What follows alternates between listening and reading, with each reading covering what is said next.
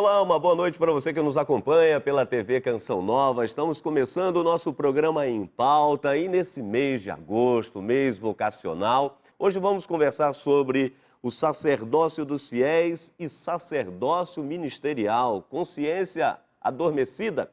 Pois é, acompanhe então nossa matéria inicial e depois vamos aos nossos convidados. Dados recentes da Associação Nacional de Presbíteros do Brasil e da Comissão Nacional de Presbíteros refletem sobre os desafios que envolvem o sacerdócio católico no Brasil de hoje. Questionados sobre os principais desafios que a conjuntura eclesial apresenta, muitos presbíteros consideram que é preciso voltar às fontes em vista de uma vivência cristã encarnada na realidade a partir de Jesus Cristo, diante de uma sociedade pós-moderna caracterizada fundamentalmente pelo individualismo. Segundo os padres, o desafio da crise de mudança de época, quando chega à cultura, desafia-nos à reflexão sobre a nossa identidade, entre outras coisas. Encontramos a resposta no retorno às fontes, ou seja, no retorno à palavra, no encontro pessoal com Jesus Cristo. Observa-se ainda que o clero diocesano nos últimos anos cresceu em número, tornando-se jovem e com um aumento de padres negros. No entanto, a instabilidade humano-afetiva, fato notório nas famílias de hoje, continua afetando diretamente o processo formativo do vocacionado, deixando-o vulnerável em sua opção de vida. Como analisar a nova geração de padres que, mesmo jovens, muitas vezes mostram uma postura conservadora? O que marca a formação psíquico-afetiva e intelectual de padres hoje em dia no Brasil? Estas e outras questões no Em Pauta desta noite. Aí é para você perceber um pouco o que nós vamos conversar nesta noite, portanto um tema bastante importante, especialmente para você que nos acompanha e que porventura, seja sacerdote, vocacionado, religioso, religiosa, você que é família, enfim, povo amado de Deus que nos acompanha sempre aqui no programa Em Pauta. Estamos falando aqui dos nossos estúdios em Belo Horizonte, estamos aqui na Avenida Isabel Bueno, número 400 do Jaraguá. E aqui, à minha esquerda, esse amigo do coração, presbítero de Deus, grande teólogo, companheiro já há 6 anos nesse programa, nosso querido Frei Antônio Moser. Boa noite, Frei Moser. Muito boa noite, Padre Hamilton. Muito boa noite a todos os telespectadores.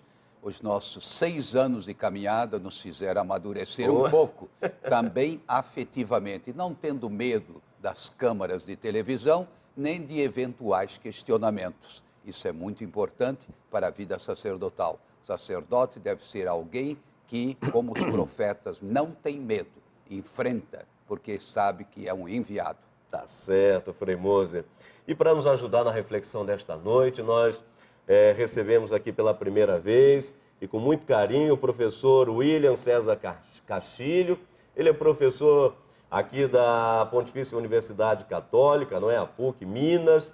São mais de 20 anos aí lecionando, trabalhando, ajudando, especialmente aí no tocante à psicologia, porque ele é doutor em psicologia pela Universidade Federal do Rio de Janeiro.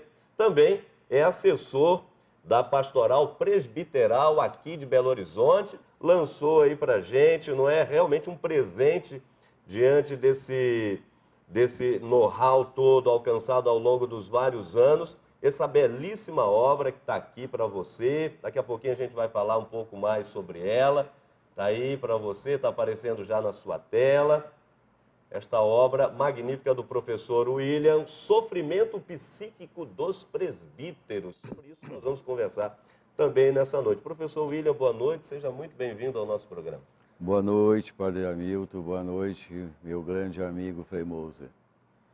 Professor, nós já queremos conversar um pouco sobre começar aqui, sobre o que a matéria inicial foi nos colocando, ou seja, um pouco esse quadro atual, a Comissão Nacional de Presbíteros, escutando os padres aí em todo o Brasil, claro, também os religiosos, mas falando especificamente aqui dos padres, mostra-se que, por um lado, o número de presbíteros aumentou ultimamente, até com ênfase aí aos padres negros, mas, por outro lado, essa dimensão psíquico, afetiva e intelectual parece que ainda está um pouco aquém. Qual é um pouco a sua avaliação inicial sobre esse retrato do presbitério, caso no nosso Brasil? Começar a conversar. Essa pesquisa é atual, Sim. ela é correta. Eu mesmo faço várias pesquisas aí por várias dioceses e mesmo na vida consagrada religiosa.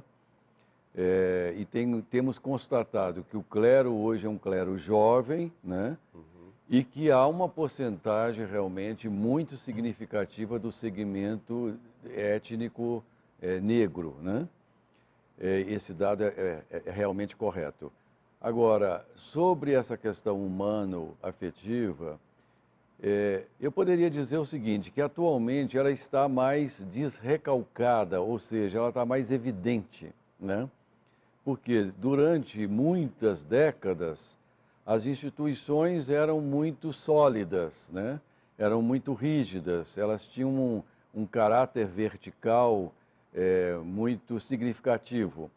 E evidentemente que as nossas possibilidades de mostrarmos mais as questões de autoritarismo ou não, mesmo distúrbios afetivos, opções sexuais, isso era muito camuflado, vamos dizer assim, isso era muito escondido, né?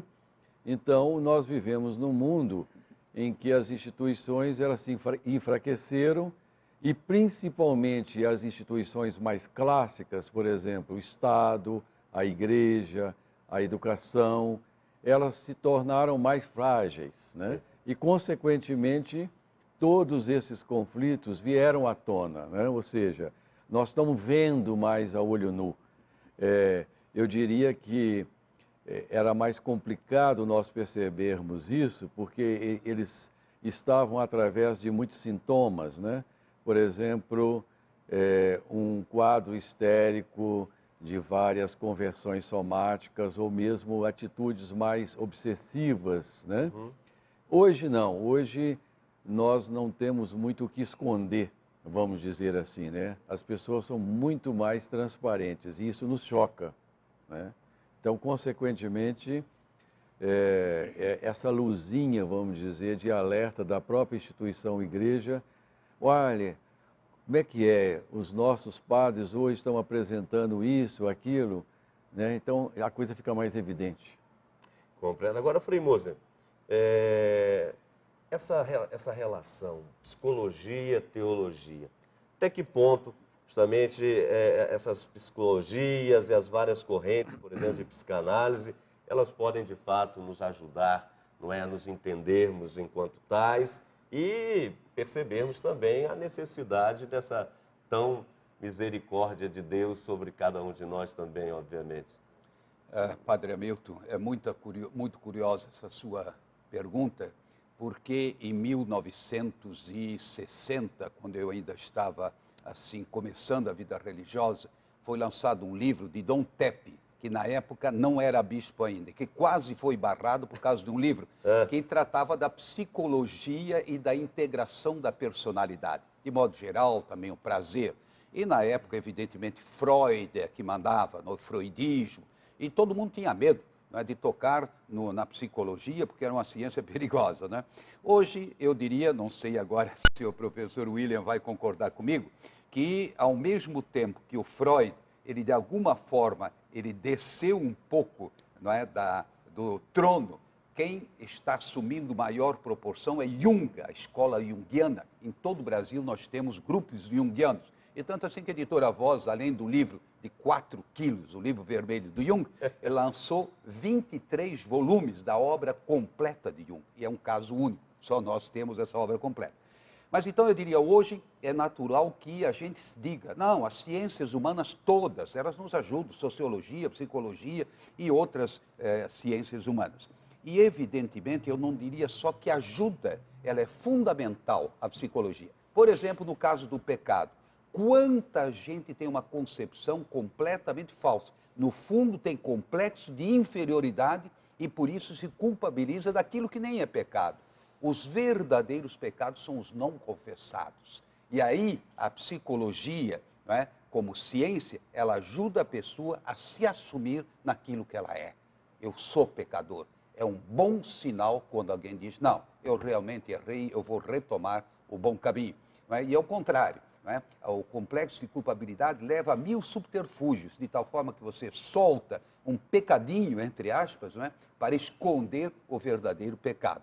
Não é? É todo um jogo do inconsciente que está aí, e por isso eu acho que é fundamental. Nenhum presbítero pode se integrar, ou casado também, Claro. se não tiver um mínimo de conhecimento de psicologia, e não só conhecimento, assimilar, porque de fato é uma ciência desdobrada em muitas correntes, não é? Mas que trouxe uma grande contribuição no sentido do autoconhecimento, conhecimento do outro, conhecimento da realidade humana.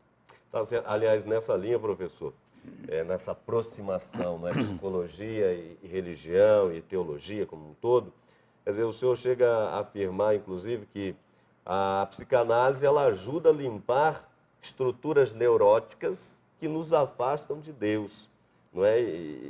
Então aqui vem uma questão, e aí quando a gente olha para grandes místicos como São João da Cruz, Santa Teresa d'Ávila, não é? Onde se diz que primeiro é o quê? Primeiro é necessário encontrar-se humanamente, é isso mesmo, para depois se encontrar com Deus? Uhum. Não só os dois afirmaram isso, mas muito mais do que isso, eles viveram isso, né? É muito interessante a trajetória de Santa Teresa, das 7 moradas. A gente poderia dizer que são 7 sessões de psicoterapia com Deus, né? Porque ela foi se purificando, né? Ela foi exatamente tendo um contato maior com motivações, vamos dizer assim, obscuras, que não eram muito motivações para estar com Deus. Eram muito mais desejos autoeróticos, narcísicos, né? De uma completude total, de uma fusão. Então, a primeira morada de Santa Teresa é exatamente ela conceber que para ela encontrar com Deus teria que ter um espaço entre ela e Deus, e não essa fusão que iria tamponar todo o seu complexo, vamos dizer assim, narcísico, né? É lógico que ela não usa esses termos, né? Mas ela mostra claramente essas paixões desenfreadas que nós temos muitas vezes em busca de Deus e que muitas vezes não é correta, não é? E eu diria mais, quando a igreja, muito sábia, colocou para nós uma reflexão sobre os 7 pecados capitais, eu, no meu consultório, eu lido com esses 7 pecados capitais o tempo todo, né? Esse meu cliente vai falar das suas invejas, esse meu cliente vai falar da luxúria, ele vai falar da ira, ou seja, dessa agressividade violenta que ele tem ou internamente ou com o outro, né? Ele vai falar da avareza, né? Então, é muito interessante como que os 7 pecados capitais estão conectados, vamos dizer assim, com a nossa primeira infância. E a repetição disso na vida adulta. Então, a aproximação da religião e a psicanálise é exata, né? Mas aí vem algumas questões, e nós vamos já para o nosso primeiro intervalo. Daqui a pouquinho vou deixar a pergunta aqui para o Frei Moser, para o professor William. Até que ponto a psicanálise, não é a psicologia, portanto, a terapia, ela pode substituir a fé ou até mesmo purificar a fé? Enfim, estamos vivendo um contexto de mudança de época, você já ouviu muito esse linguajar, esse tipo de frase.